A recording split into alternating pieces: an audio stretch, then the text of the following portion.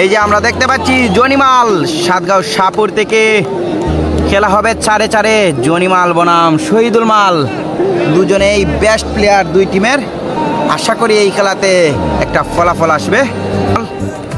সাদা আন্ডার পরিহিত জনিমাল এবং হলুদ আন্ডার পরিহিত শহীদুল মাল। মনোযোগ সহকারে সবাই দেখবেন। ও ও দেখা যাক, আক্রমণ চলছে অবশেষে কিন্তু খুব সুন্দরভাবে অল্পতেই শহীদুল মাল পরাজিত করলেন জনিমালকে। হলুদ আন্ডার পরিহিত শহীদুল মাল আবারও পাল্টা কুস্তি খেলার জন্য এবং সাদা আন্ডার পরিহিত সাইফুদ্দিন মাল খেলা হবে এটি।